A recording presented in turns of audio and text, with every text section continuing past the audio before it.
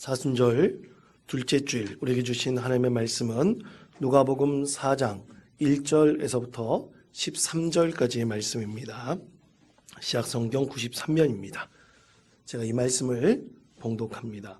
예수께서 성령의 충만함을 입어 요단강에서 돌아오사 광야에서 40일 동안 성령에게 이끌리시며 마귀에게 시험을 받으시더라. 이 모든 날에 아무것도 잡수시지 아니하시니 날수가 다함에 줄이신지라.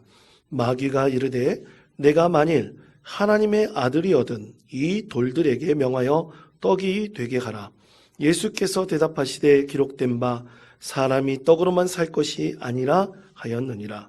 마귀가 또 예수를 이끌고 올라가서 순식간에 천하 만국을 보이며 이르되 이 모든 권위와 그 영광을 내가 내게 주리라.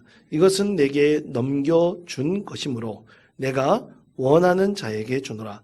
그러므로 내가 만일 내게 절하면 다 내 것이 되리라. 예수께서 대답하여 이르시되 기록된 바 주 너의 하나님께 경배하고 다만 그를 섬기라 하였느니라. 또 이끌고 예루살렘으로 가서 성정 꼭대기에 세우고 이르되 네가 만일 하나님의 아들이거든 여기서 뛰어내리라. 기록되었으되 하나님이 너를 위하여 그 사자들을 명하사 너를 지키게 하시리라 하였고 또한 그들이 손으로 너를 받들어 내 발이 돌에 부딪히지 않게 하시리라 하였느니라. 예수께서 대답하여 이르시되 주 너의 하나님을 시험하지 말라 하였느니라. 마귀가 모든 시험을 다 한 후에 얼마 동안 떠나니라. 아멘. 여러분, 최근에 우리나라 감독으로서 세계적인 감독인 이 봉준호 감독이 만든 영화 미키 17이라는 영화가 개봉이 되었습니다. 여러분 보신 분 계십니까? 저도 아직 안 봤습니다. 여러분, 근데 이 내용이 굉장히 독특하고 또 여러 가지 우리가 생각해 볼 거리를 제공하여 여러분에게 잠깐 그 내용을 소개시켜 드리려고 합니다. 미키라는 한 남성이 주인공인데요. 그가 자기 친구하고 우리 아이들이 좋아하는 마카롱 가게를 열었습니다. 근데 마카롱 가게가 그만 쫄딱 망해버려요. 미래에도 마카롱이 아마 있나 봅니다. 근데 마카롱 가게가 망해버려가지고 어떻게 할까? 돈 한 푼도 없는 그런 인생이 되어버렸는데 어떻게 할까? 그러다가 얼음 행성 개척단이라고 하는 미래에 외계인의 행성을 개척하는 그 소식을 듣게 됩니다. 그래서 자기가 거기에 지원해서 노동자로 지원을 하면 내가 먹고 살 수 있지 않을까. 지원하려는데 자기가 아무 돈이 없어요. 무일푼입니다. 그래서 그는 자신의 삶을 그냥 어떤 소모품으로 던져버립니다. 익스펜더블이라고 하는 그 존재가 있는데 그것은 뭐냐면 이제 위험한 일을 해요. 위험한 일을 하다가 죽잖아요. 그럼 다시 복제를 합니다. 그게 익스펜더블이에요. 소모품으로 그렇게 사용되어 버리는 것입니다. 자기를 소모품으로 그렇게 익스펜더블로 지원을 해요. 그래서 자기가 얼음 행성을 개척하는데 사용되는데 그가 계속 위험한 일을 하다 죽습니다. 그래서 미키 1, 미키 2, 미키 3, 미키 4 계속 이렇게 복제가 돼요. 그러면 그의 생각과 정신은 어떻게 되느냐? 그것은 딴 데 담겨 있다가 프린팅 돼가지고 다른 복제물에게 이렇게 입력이 됩니다. 그래서 미키 17까지 복제가 돼요. 그런데 그가 이 얼음 행성에 살고 있는 크리퍼라는 생물에게 의해서 죽을 위기에서 살아납니다. 그런데 본부에서는 그가 죽은 줄 알고 그를 다시 복제를 해서 미키 18을 만들어내요. 그런데 이 익스펜더블로 지원된 사람은 꼭 한 사람만 있어야 됩니다. 복제물이 두 개가 있으면 안 돼요. 17, 18 둘 중에 하나는 죽어야 됩니다. 과연 그 가운데 인간의 존재 가치는 과연 무엇일까? 이것에 대해서 던지는 질문이 바로 이 영화의 핵심적인 내용입니다. 여러분 한번 미래를 생각해 보십시오. 여러분과 같은 사람, 저와 같은 사람이 한번 복제된다고 한번 생각을 해보세요. 여러분 잘 아신 대로 제가 새쌍둥이입니다. 저하고 똑같은 사람이 있어요. 근데 복제물입니까? 아니죠. 다 생각이 틀립니다. 행동하는 것도 틀려요. 유전자가 다 틀립니다. 그런데 나의 생각과 나의 모든 것이 똑같고 유전자도 똑같은 복제물이 미래에 생긴다고 한번 생각해 보십시오. 그리고 익스펜더블이라고 하는 소모품으로 그 복제물이 사용된다고 생각해 보십시오. 인간 존엄의 가치는 과연 어디서 우리가 기준을 삼고 찾을 수 있겠습니까? 여러분, 하나님께서는 우리에게 인간의 존엄성을 이렇게 말씀하셨습니다. 창세기 1장 27절의 말씀입니다. 다 같이 한 목소리 읽겠습니다. 하나님이 자기 형상 곧 하나님의 형상대로 사람을 창조하시되 남자와 여자를 창조하시고. 아멘. 여러분이 너무나 잘 아는 말씀 아닙니까? 인간은 오직 하나님의 형상으로 지음받은 참으로 지존한 가치가 있는 존재입니다. 인간만큼 뛰어난 생각과 마음 그리고 창조적 상상력을 발휘할 수 있는 존재는 이 세상 가운데 없습니다. 그렇게 하나님께서 인간을 하나님의 형상대로 창조하셨습니다. 그런데 여러분, 이렇게 존귀한 우리 인간의 존재를 파괴하고 타락하고 익스펜더블이라고 하는 소모품으로 만들어버린 것이 무엇입니까? 여러분, 그것이 사탄의 유혹입니다. 이 사탄의 유혹에 놓인 인류가 얼마나 인간 존엄의 가치를 파괴하고 참으로 쓰레기처럼 취급을 하는지 우리는 세상 가운데서 많은 사건과 사고를 통해서 우리는 볼고 깨달을 수도 있습니다. 그럴 때 예수님께서는 인간의 삶에 있어서 가장 중요한 기준을 오늘 우리에게 말씀을 하십니다. 그때 예수님께서는 40일 동안 광야에서 금식하시며 성령에 이끌리시어 우리 하나님과 늘 동행하는 삶을 사셨습니다. 40일 동안 금식하시면서 성령에 이끌려 참으로 하나님의 은혜의 삶을 사시다가 세상 가운데로 나갈 때 예수님 앞에 직면한 위기가 있었어요. 그것이 뭡니까? 바로 사탄의 유혹이었습니다. 그렇습니다, 성도 여러분. 우리가 믿음 가운데 가며 살면서 항상 우리는 세상 가운데서 마귀의 유혹에 직면하게 됩니다. 그것을 도저히 피할 수가 없습니다. 예전에 한 25년 전쯤입니다. 장신대 신대원 다닐 때 영성 훈련원이 있어요. 은성수돈이라는 훈련원이 있는데 겨울에 제 친구하고 같이 우리 수돈에 들어가서 좀 기도 좀 하고 오자. 친구하고 같이 들어갔습니다. 그래서 거기서 기도하고 아침, 점심, 저녁 다 주고 그리고 오후에 잠깐 노동을 하면 돼요. 청소를 하든지 뭐들 하든지 하여간 노동을 하면 됩니다. 그렇게 하루 이틀 지내니까 제 친구가 그런 거예요. 저에게 나 내려가고 싶지 않다. 이 산에서 내려가고 싶지 않다는 거예요. 너무나 좋다는 거예요. 걱정과 근심 없이 여기서 그냥 살면 좋겠다. 저도 갑자기 그런 마음이 드는 거야. 네가 살면 나도 여기서 살았으면 좋겠다. 하루 종일 기도하면서 또 아침, 점심, 저녁 걱정거리 없이 그리고 따뜻한 아랫목과 같은 방도 제공해 주는데 이것보다 더 좋은 게 어디 있겠느냐. 그래서 둘이 내려가기 싫었습니다. 그런데 안타깝게도 이 수도원의 규정이 있어요. 수도원은 3박 4일 이상은 못 있습니다. 그 이유는 뭐냐면 세상 가운데로 나가라는 거예요. 그리스도인이 하나님의 은혜를 충만히 누렸다면 이제 세상 가운데 나가서 무엇을 해야 됩니까? 복음을 전해야 되지 않겠습니까? 하나님 나라에 대해서 전파하고 또 우리가 귀하게 하나님의 뜻에 사용돼야 되지 않겠습니까? 세상에 나가라는 거예요. 근데 세상에 나가면 항상 무엇이 있습니까? 걱정과 근심거리가 있습니다. 이 걱정과 근심거리를 우리 가운데 제공하면서 우리를 유혹하는 것이 바로 사탄의 유혹이죠. 예수님께도 마찬가지였습니다. 감히 하나님이신 예수님을 마귀도 유혹하려고 합니다. 그럼 사람이라도 어찌 유혹하지 않겠습니까? 하나님도 무너뜨리려고 하고 하나님도 유혹하려는 이 사탄의 유혹 앞에 우리는 늘 직면할 수밖에 없습니다. 그때 과연 우리는 어떤 삶의 기준을 가지고 살아야 될까요? 미래에 미키 17이라는 영화에서 상상력을 발휘해서 우리에게 보여주듯이 인간 존엄의 가치를 파괴하는 세상이 곧 올지도 모릅니다. 그 가운데서 우리 그리스도인들은 어떤 삶의 기준을 가지고 그런 세상 가운데서도 빛과 소금의 역할을 감당하면서 우리가 이 세상에 하나님 나라의 복음을 증거할 수 있겠습니까?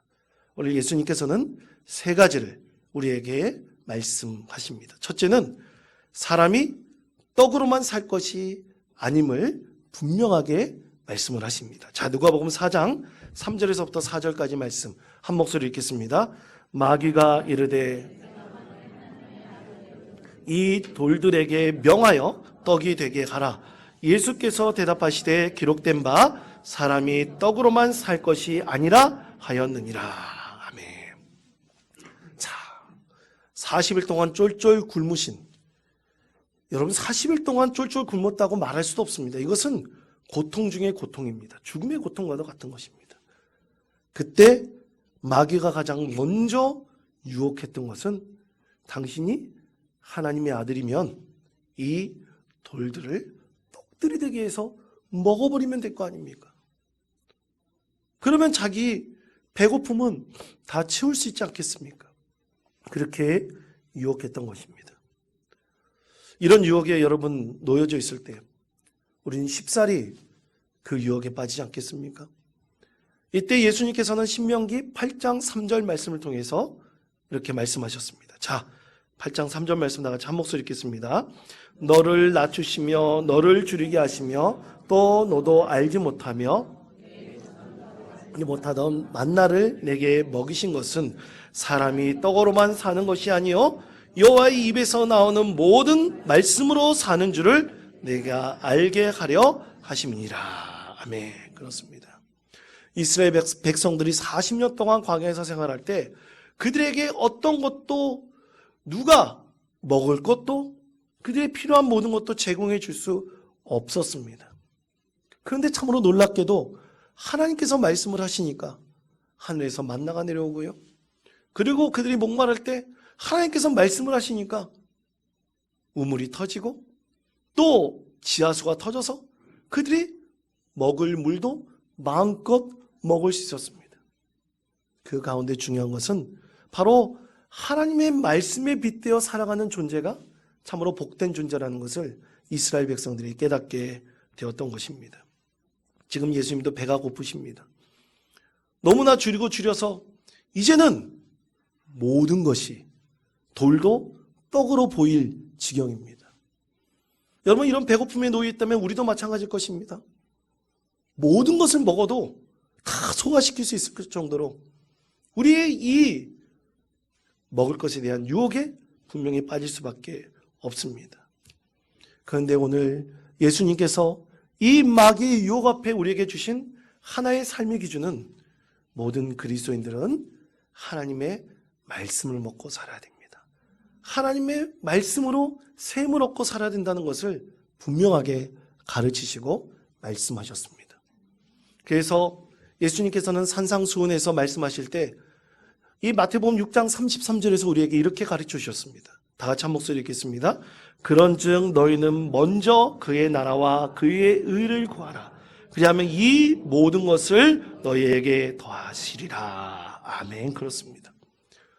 우리가 하나님의 나라의 의를 구하고 하나님 나라를 먼저 구하는 믿음의 삶을 살아가는 것이 우리 그리스도인들의 삶의 기준이 되었을 때 우리는 이 세상에서 인간 존엄의 가치를 말살하는 모든 마귀의 유혹에서 이길 수가 있습니다. 바로 이것이 우리 하나님께서 말씀하신 첫 번째 삶의 기준입니다. 그러므로 사랑하는 성도 여러분, 이 세상에서 우리가 먹는 것, 입는 것, 오직 내 욕구를 만족시키는 것이 진정으로 하나님 나라를 이루는 것이 아니라 먼저 하나님 말씀을 구하고 말씀대로 살아가는 소망을 갖고, 그리고 하나님 나라의 의가 먼저 이 땅 가운데 이루어지기를 늘 기도하시고 또 소망하시는 믿음의 성도 되시기를 바랍니다. 그때 우리는 이 세상을 구원할 수 있는 진정한 능력을 얻게 될 것입니다. 이 세상 가운데 나가셨을 때 사순절 둘째 주일을 지내면서 오직 하나님 말씀으로 살아가는 것, 그것이 하나님 나라와 그의 의를 구하는 믿음의 삶의 기준이 됨을 늘 기억하시며 믿음 가운데 승리하는 주님의 사랑하는 자녀 되시기를 축복합니다. 두 번째는 이것입니다. 오직 하나님만 경배하고 섬겨야 합니다. 자, 누가복음 4장 6절에서부터 8절까지 말씀 다 같이 한 목소리 읽겠습니다. 이르되 이 모든 권위와 내게 주리라. 이것은 내게 넘겨준 것이므로 내가 원한 자에게 주노라. 그러므로 내가 만일 내게 절하면 다 내 것이 되리라. 예수께서 대답하여 이르시되 된 바 주 너의 하나님께 경배하고 다만 그를 섬기라 하였느니라. 아멘. 자, 사탄의 두 번째 유혹은 바로 이것이죠. 이 모든 권위와 영광을 내가 내게 주리라. 너는 누굽니까? 예수님입니다. 그런데 그 뒤에 말씀 6절 말씀에 보면 이것은 내게 넘겨준 것이므로 내가 원하는 자에게 주노라 말합니다. 이 말의 주체가 누굽니까? 사탄이에요. 사탄이 뭘 준다고요? 이 세상의 모든 권위와 영광을 줄 수 있는 자로 하나님께 넘겨받았대요. 그 권위를 넘겨받았다고 사탄이 주장합니다. 여러분, 과연 이것이 맞는 것일까요? 그렇지 않습니다. 사탄은 언제나 미혹합니다. 내가 그 모든 영광과 권위를 줄 수 있다고 사람들을 유혹해요. 그러니까 나에게 무릎을 꿇어라. 나에게 경배하라. 그러면 이 세상에서 네가 원하는 모든 권위와 영광을 내가 내게 줄 것이다. 사단이 그렇게 유혹합니다. 근데 여러분, 참으로 놀라운 것이 이 유혹의 대상이 누굽니까? 예수님이에요. 예수님도 무릎 꿇게 하려는 것이 사탄의 계략입니다. 그러나 이 사탄의 계략을 물리치시고 그리고 최후의 승리하신 분이 바로 누굽니까? 예수 그리스도이시죠. 부활하심으로 사탄이 영원히 이길 것으로 착각했지만 부활하심으로 사탄의 계략에 승리하셨습니다. 이런 예수님께서는 우리에게 말씀하십니다.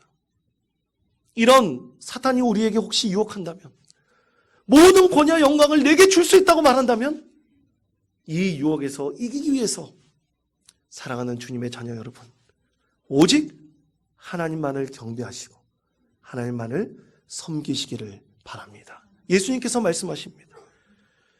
여러분, 바로 이것입니다. 이 세상에서 얼마나 많은 권위와 영광을 위해서 자기 모든 것을 희생하면서까지 그것을 누리려고 하는 사람이 얼마나 많이 있습니까? 신문지상에 보면 온갖 탈법과 불법을 자행하면서 모든 권위와 영광을 자기 자신이 누리려고 하는 사람들 너무나 많이 있습니다. 그런데 오늘 예수님께서 말씀하시는 것은 그러지 마십시오. 우리 그리스도인들은 진정한 삶의 기준이 모든 권위와 영광을 주는 마귀에게 유혹받는 것이 아니라 오직 하나님께만 경배하고 하나님을 섬김으로 이 유혹에서 이겨나가는 것임을 우리 예수님께서는 우리에게 분명하게 말씀하십니다. 과거에 이런 영화를 본 적이 있어요. 어떤 영화에서 보니까 천주교 주교가 너무나 나이가 들다 보니까 하나둘씩 이 병이 들고 이 병원에 자주 다녀야 되고 그러다 보니까 이 천국에 대한 소망을 잃어버렸어요. 그래서 흡혈귀에게 자기 영혼을 팝니다. 흡혈귀가 원하는 것을 이 주교가 해주면 흡혈귀가 유혹합니다. 너에게 흡혈귀처럼 죽지 않는 영생을 주겠다. 그래서 이 주교가 홀딱 유혹당해 버리는 그런 영화의 내용이 있습니다. 여러분, 이런 영화들이 괜히 만들어지는 것은 결코 아닌 것입니다. 우리 그리스도인들도 이 세상의 권위와 영광을 주는 자가 있다면 그 목적을 이루기 위해서 내 영혼을 사랑에 팔 자도 분명히 나올지도 모릅니다. 그러나 주님께서 말씀하십니다. 반드시 이것에서 이겨나가기 위해서는 오직 하나님만을 경배하십시오. 하나님만을 섬기십시오. 하나님만을 나의 인생의 주인으로 삼으십시오. 그럴 때 이 모든 유혹을 이겨낼 수 있음을 분명하게 말씀하십니다. 사랑하는 성도 여러분, 그리스도인의 삶의 기준은 세상 유혹에 빠져있는 자들과는 분명히 달라야 됩니다. 오직 하나님의 영광을 위해서 하나님만을 섬기고 하나님만을 예배할 수 있는 믿음의 성도 되어서 이 세상의 모든 것을 줄 수 있다는 모든 유혹에서 승리하는 복된 성도 되시기를 간절히 축원드립니다. 두 번째는 이것입니다. 하나님께서 우리를 지켜주실 것입니다 라는 약속의 말씀입니다. 자, 누가복음 4장 10절에서부터 11절까지의 말씀입니다. 다 같이 한 목소리 읽겠습니다. 기록되었으되 하나님이 너를 위하여 너를 지키게 하시라 하셨고, 또한 그들이 손으로 너를 받들어 내 발이 돌에 부딪히지 않게 하시리라 하였느니라. 아멘. 자, 이 말씀은 시편 91편 11절 12절의 말씀입니다. 이것을 이렇게 말씀하고 있습니다. 시편의 말씀을 다 같이 한 목소리 읽겠습니다. 그가 너를 위하여 그를 천사들을 명하사 모든 길에서 너를 지키게 하심이라. 그들이 손으로 너를 붙들어 발이 돌에 부딪히지 아니하게 하리로다. 아멘. 이 시편의 말씀에서는요, 이 시편 92편의 말씀에서는 이 시편의 시인이 사냥꾼의 올무에서와 그리고 온갖 시험, 온갖 전염병, 이런 위기 가운데, 혼란 가운데 놓여 있었습니다. 그때 이 시인은 하나님께 기도하면서 하나님께서 우리를 돌봐주시고 인도해 주시고 지키시겠다는 약속을 굳게 믿습니다. 그러면서 하나님을 찬양하죠. 하나님께서 우리를 지켜주실 것입니다. 하나님께서 우리를 인도해 주실 것입니다. 절대로 사냥꾼의 올무와 심각한 전염병에서 우리를 내어놓지 않으시고 우리를 지켜주시고 인도해 주실 것입니다. 시인은 그렇게 하나님을 찬양하고 하나님께 기도합니다. 그런데 많은 사람들이 얘기하죠. 누가 그것을 건져줄 건데? 하나님이 보여? 병은 의사가 고치는 거야. 하나님이 고치는 것이 아니야. 너의 인생의 문제? 하나님이 해결해 주는 것이 아니야. 너에게 나타나는 여러 가지 문제들? 하나님께서 지켜주시지 않아. 그렇게 계속 유혹하는 것이 누구냐? 바로 사탄이라는 것입니다. 그래서 하나님에 대한 믿음에 의심을 가게 만들어요. 계속해서 의심을 가게 만들어버립니다. 그러다 보면 하나님께서 과연 나를 지켜주실까? 인도해 주실까? 그것에 대한 믿음이 흩어버리죠. 열버져 버립니다. 결국에는 하나님께로부터 멀어지게 하는 것이 사탄의 유혹입니다. 그래서 예수님께서는 말씀하셨습니다. 더 이상 하나님을 시험하지 말라. 예수님께서 말씀하시며 사단을 물리치셨습니다. 그러므로 사랑하는 성도 여러분, 우리의 삶의 기준은 분명해야 됩니다. 우리 삶에도 분명히 어려움이 닥칠 수가 있습니다. 환난이 있을 수 있습니다. 물론 우리의 질병을 의사가 고치게 하겠죠. 좋은 약과 수술 방법들을 통해서 우리를 고칠 것입니다. 그러나 그 이면에서 우리의 심령을 지켜주시고 우리를 인도하시고 우리에게 엄청난 구원의 은혜를 베풀어 주신 분은 바로 하나님이십니다.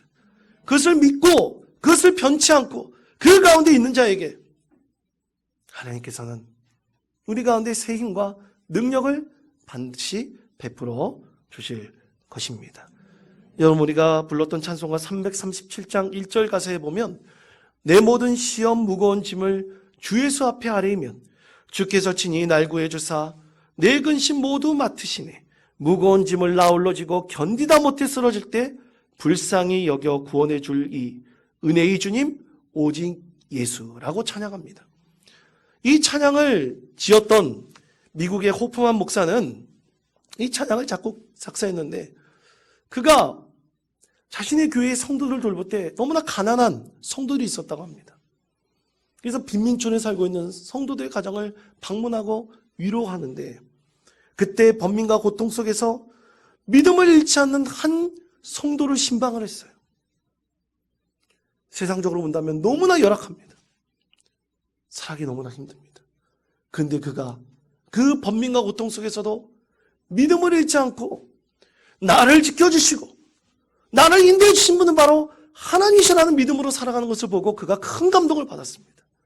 그래서 그 즉시 작사와 작곡을 하며 많은 성도들에게 위로와 소망을 주었던 찬송이 바로 찬송가 337장이었던 것입니다. 사랑하는 성도 여러분, 그렇습니다. 우리 인생 가운데 번민과 고통이 있더라도 하나님께서 지켜주시고 함께 하심을 믿으며 믿음으로 견디고 이겨내는 것이 바로 그리스도교, 우리의 신앙입니다. 사랑하는 성도 여러분, 우리는 먼저 무엇을 구해야 됩니까? 하나님 나라와 그의 의를 구해야 됩니다. 그리고 하나님만을 경배하면서 마귀의 유혹을 물리쳐야 됩니다. 그리고 최종적으로 하나님께서 어떤 곤란과 상황 가운데서 우리를 지키시고 인도하신다는 확실한 믿음을 삶의 기준으로 삼아야 됩니다. 그때 하나님께서 여러분 삶을 축복하시고 반드시 좋은 길로, 선한 길로 인도해 주실 것입니다. 사순절 두 번째 주일입니다.